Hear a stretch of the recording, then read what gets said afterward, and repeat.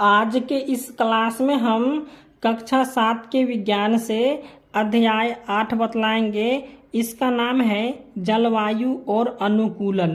तो इसके सभी प्रश्न और उत्तर को हम बतलाएंगे।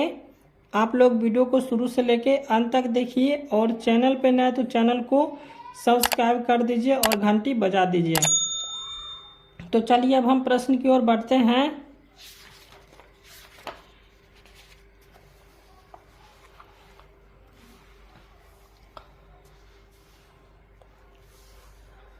प्रश्न संख्या 1 है, इस कथन को पढ़े और सही उत्तर दे।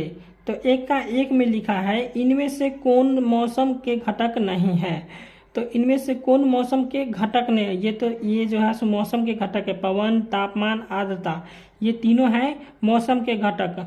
इसके बाद यहाँ पे डी हो जाएगा, यह मौसम के घटक नहीं है। तो इसका हो जाएगा ऑप्शन नंबर डी, पहाड़।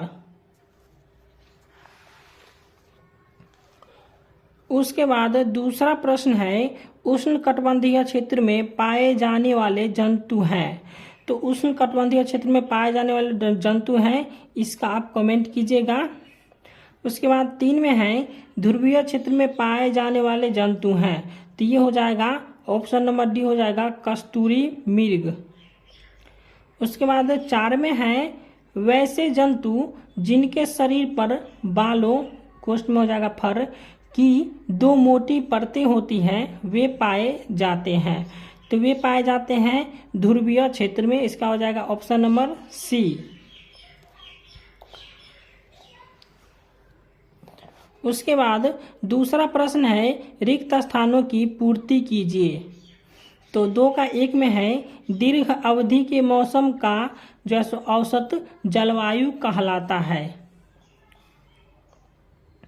उसके बाद 2 में है, वर्ष भर सूर्योदय और सूर्यास्त के समय में परिवर्तन होता है। उसके बाद 3 में है, तापमान, आर्द्रता आदि मौसम के घटक हैं।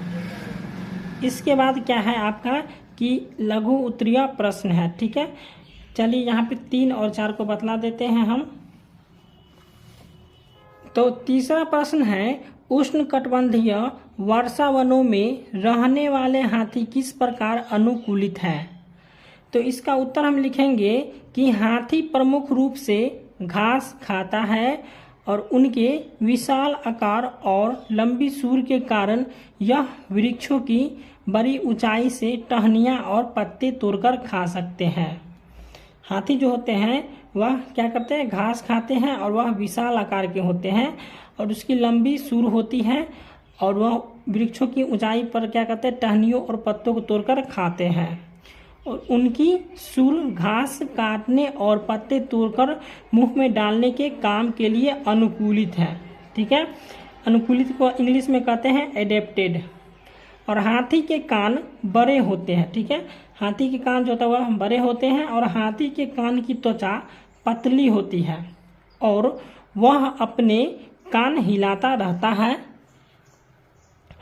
वह अपने कान क्या करता है, हिलाता रहता है, जिससे उसके शरीर का तापमान नियंत्रित करने में मदद मिलती है।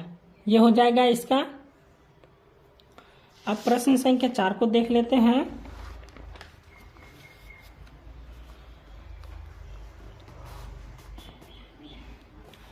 अब प्रश्न संख्या 4 है, मौसम और जलवायु में से किस में तेजी से परिवर्तन होता है।